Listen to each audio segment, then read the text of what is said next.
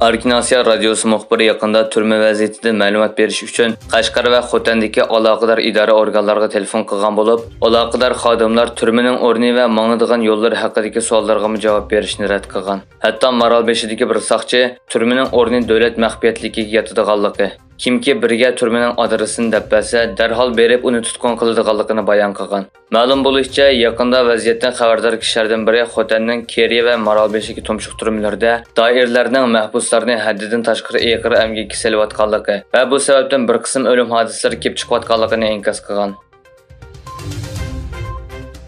Bu yil 3-oyda Misr bexatarlik doiralari tomonidan tutqun qilinib, Xitoyga qaytarilish xavfida qolgan Misrdagi Azhar universitetining bir Uyg'ur o'quvchisiga Kanada panohlik bergan. Kishilik huquq tashkilotlari va bu voqeadan xabardor Uyg'ur faoliyatchilarining oshkorlashicha, Bilal Abdukarim ismli bu o'quvchi 10-avgust kuni sog'-salomat Kanadaga yetib kelgan. Bilal Abdukarimga BDT Musofirlar mahkamasi tomonidan siyosiy panohlik tilaguvchi salohiyati berilgan bo'lsa-mu, mazkur salohiyat guvohnomasidan qarorli to'shishdan 2 kun avval, ya'ni 2023-yili 21-mart kuni Misr bexatarlik doiralari tomonidan Qohirada tutqun qilingan. Doiralar uning qayerga qamalganligini sir tutib kelgan.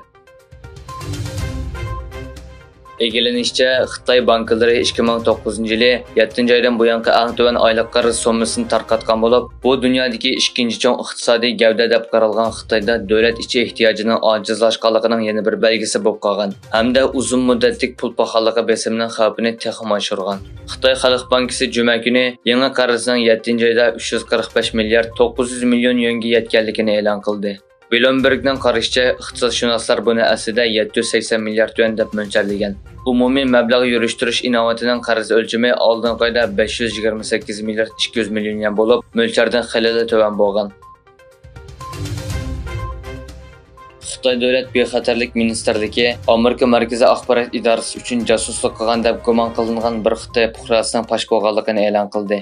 Ministerlikning Undidor kanalida e'lon qilingan bayonotida harbiy sanoat korpusida ishlaydigan Zeng familiyali Xitoy fuqarosining Markaziy axborot idorasining Italiyadagi vakolatchisi tomonidan qabul qilinganligi o'tirg'a qo'yilgan. Xitoy Tashqi ishlar ministri Wang Yi oldingi hafta ikki davlatning egilik huquqi talash tartishi bo'lgan Sportli orolga yaqin Xadutashda Filippin paraxodiga besimli suv chechishdan kelib chiqqan jiddiylikdan keyin rayonning vaziyatini o'rtaq kontrol qilishga chaqirdi.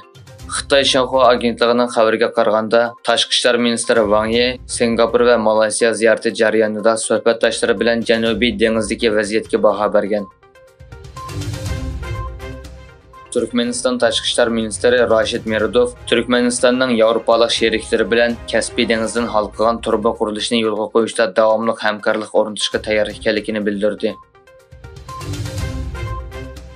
Amerikaning Havoy shtatidagi Cho'ng orol va Mavi oroliga 6 qatimliq o'tobusida hayotidan ayrilganlarning soni 80 ga yetdi.